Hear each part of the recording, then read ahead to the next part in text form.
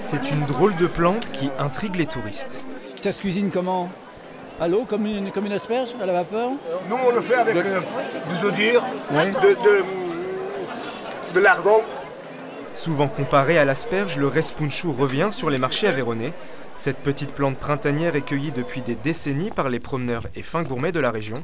Michel et Anne-Marie viennent couper sa tige comestible en forêt plusieurs fois par semaine. Ça sort comme d'une grosse patate qui est dans la terre.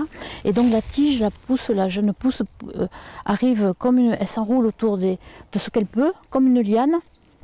Voilà. Ça. Et hop, on ramasse ce bout. C'est que le bout qui se mange. Ces deux passionnés du respunchu ou tamier commun en français co-signent même un livre sur cette plante sauvage, le tout premier du genre, pour rappeler ses vertus médicinales et gastronomiques et la resituer dans le paysage culturel local.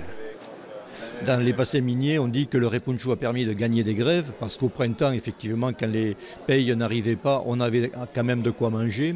Je pense que ça s'est greffé sur la culture occitane du XXe siècle. À travers ce livre, on a vu que l'humanité se divisait en deux groupes, ceux qui ne connaissent pas le respunchu et à qui il faut l'expliquer, et puis ceux qui connaissent le respunchu et qui se jettent sur le livre littéralement.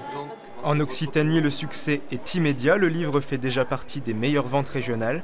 Ce jour-là, les 30 exemplaires dédicacés sont partis en quelques minutes. C'est la curiosité du coin, on aime ça, on le cherche, on en mange beaucoup, et voilà. Depuis tout jeune, je mange du respunchu, parce que mes parents mangeaient du respunchu, mes grands-parents, etc. Chez eux, à Rodez, ils mangent le respunchu cru. Cru, moi, non, je préfère cuit. Si le consommer cru peut s'avérer toxique pour la santé, certains chefs cuisiniers le préparent cuit ou mi-cuit avec son œuf et ses lardons. On a ce goût de lard, les œufs durs qui vont quand même nourrir un peu le respunchu, qui est très amer. Il faut lui apporter de la douceur et de l'acidité pour en donner un peu de relief à la recette. Ici, tous les midis, c'est salade de respunchu en entrée, une recette de saison et un retour aux sources. Moi, petit, c'était les respunchu avec mon grand-père, la salade de respunchu avec vinaigre, œuf et lard. Et c'est comme ça que j'essaye de le réinterpréter, mais sans m'éloigner de ce souvenir-là. Si la plante grimpante à la côte, sa consommation ne dure pas. Dès la mi-mai, le respunchu ne sera plus comestible et disparaîtra des assiettes.